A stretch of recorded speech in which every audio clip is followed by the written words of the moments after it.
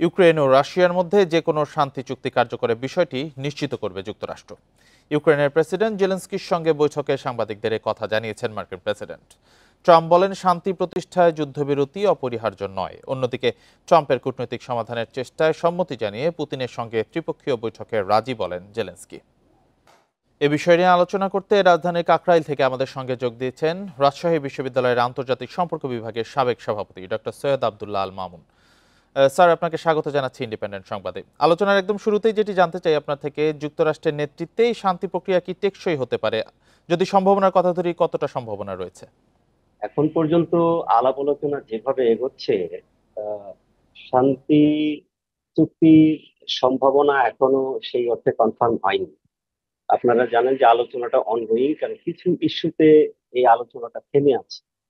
প্রথমত হচ্ছে যে টেরিটোরিয়াল এক্সচেঞ্জের বিষয়ে সম্ভবত একমত হতে পারিনি, কারণ রাশিয়া যে অংশগুলো দাবি করেছে এবং দখলে রেখেছে সেই অংশগুলো সে কখনো ছাড়বে না, কারণ রাশিয়া যেটা বলেছে যে এটা তার মৌলিক নিরাপত্তার সাথে সংশ্লিষ্ট। অপরপক্ষে জেলেনস্কির পক্ষেও যেহেতু সে এই মুহূর্তে তার নির্বাচনী প্রেসিডেন্টের মেয়াদ শেষ হয়ে গিয়েছে, এবং টেরিটোরিয়াল এক্সচেঞ্জের ক্ষেত্রে তিনি যেটা বলেছেন যে তার সাংবিধানিক কিছু বাধ্যবাধকতা আছে। তো এটা চেঞ্জ করার ক্ষেত্রে সেক্ষেত্রে হয়তো একটা জটিলতা আছে।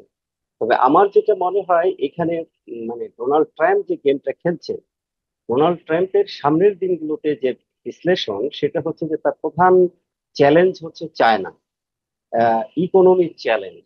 এখন চায়না এবং রাশিয়া এই দুটো শক্তিকে মার্কিন যুক্তরাষ্ট্রের পক্ষে একসাথে মানে মোকাবেলা করা কঠিন।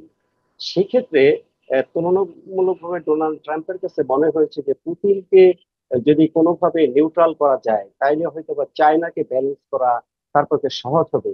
এই জন্য যে কোনো মূল্যে মানে ডোনাল্ড ট্রাম্প চাচ্ছেন যে এই যুদ্ধটা বন্ধ করে দেওয়ার মাধ্যমে রাশিয়ার সাথে যদি ব্যবসা বাণিজ্য আবার রিজিউম করা যায়, তাহলে হয়তো তার সেই যে আলটিমেট গোল যে চায়নাকে মোকাবেলা করা সেটা সহজ হবে। তো সেই জন্য এটা যদি আমরা দেখি তাহলে মনে হয় যে ট্রাম্প ডেসপারেটলি চেষ্টা করবেন যাতে করে পুতিনের সাথে জেলেনস্কির একটা চুক্তি হয়ে যায়।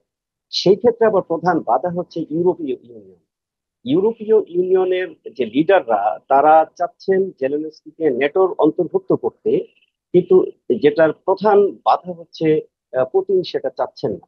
ফলে ইউরোপীয় ইউনিয়নের লিডাররা যেটা বলছেন যে তারা নেটোর অন্তর্ভুক্ত করা সম্ভব না হলেও শান্তি চুক্তির মধ্যে যেন নেটোর আর্টিকেল 5 বলে যে ধারাটা আছে সেই ধরনের যেন একটা গ্যারান্টি ক্লজ রাখা যায়, তাহলে এই শান্তি চুক্তিতে তারা মানে সমর্থন দিবে।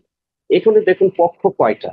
একটা হচ্ছে মার্কিন যুক্তরাষ্ট্র এখন একটা সেপারেট পক্ষ হয়ে দাঁড়িয়েছে, ইউরোপীয় ইউনিয়ন আরেকটা সেপারেট পক্ষ হয়ে দাঁড়িয়েছে।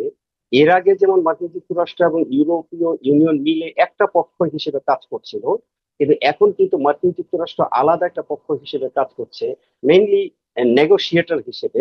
আর ইউরোপীয় ইউনিয়ন আলাদা পক্ষ হিসেবে কাজ করছে এদিকে ইউক্রেন এবং রাশিয়া। সো পক্ষ কিন্তু একটা চারটা হয়ে গিয়েছে। সেই ক্ষেত্রে মাঝখানে কার কি স্বার্থ এটা আমাদের বিশ্লেষণ করতে হবে। রাশিয়ার প্রধান যেটা হলো যে 2014-তে সে যে ক্রিমিয়া দখল করেছিল সেটার আন্তর্জাতিক স্বীকৃতি চায়। পাশাপাশি সে যে 5টা অংশ, লোহানস, ডনেটাস, জাপোরিজিয়া, এই অঞ্চলগুলো যে দখল করেছিল সেই জায়গাটারও আন্তর্জাতিক স্বীকৃতি চায়। আবার ইউক্রেন হলো যে তার সীমান্তটা আগের অবস্থায় ফেরত পেতে চায়। আর এই ক্ষেত্রে গ্যারান্টি ক্লজ হিসেবে তারা যে জিনিসটা চায় যে রাশিয়া যে আবার আক্রমণ করবে না এইটার জন্য একটা গ্যারান্টি চায়। ফলে তারা চায় যে এই চুক্তির মধ্যে মার্কিন যুক্তরাষ্ট্র থাকুক, ইউরোপীয় ইউনিয়ন না থাকুক, এবং গ্যারান্টি ক্লজ হিসেবে সেই সার্বিক পরিস্থিতি মিলিয়ে ঠিক এই মুহূর্তে ক্লিয়ার হওয়া যাচ্ছে না যে এই যে পারস্পরিক দ্বন্দ্বের মধ্যে যে মানে চাওয়া পাওয়ার হিসেবটা এখন পর্যন্ত এক বিন্দুতে আসেনি। তবে ডোনাল্ড ট্রাম্প যেটা চেষ্টা করছেন তার যে শক্তি এবং তার যে প্রভাব মার্কিন যুক্তরাষ্ট্রে সেটাকে প্রেসারে করে জেনেলস্কির সাথে ডোনাল্ড ট্রাম্পের একটা আলোচনায় বসার ব্যবস্থা করা যায় কিনা। কিন্তু খুব সম্ভবত পুতিন এই লেভেলে জেনেলস্কির সাথে বসতে চাইবেন না। কাজে সেক্ষেত্রে আমার মনে হয় যে চুক্তিটা খুব সহজে যে হবে এটার কোনো মানে সম্ভাবনা দেখা যাচ্ছে না। তবে এটা ভালো যে আলোচনা টেবিলে সবাই এসেছে। এবং আশা দেখা যাচ্ছে যে হয়তো বা একটা ভালো কিছু বেরিয়ে আসবে। জি, আলোচনার টেবিলে তিন পক্ষ আর বসতে চাচ্ছে, এটা একটা অগ্রগতি বলা যায়। ডক্টর সৈয়দ আব্দুল আল মামুন আমাদের সাথে যুক্ত হওয়ার জন্য এবং আপনার মূল্যবান মতামত তুলে ধরার জন্য আপনাকে অসংখ্য ধন্যবাদ জানাচ্ছি।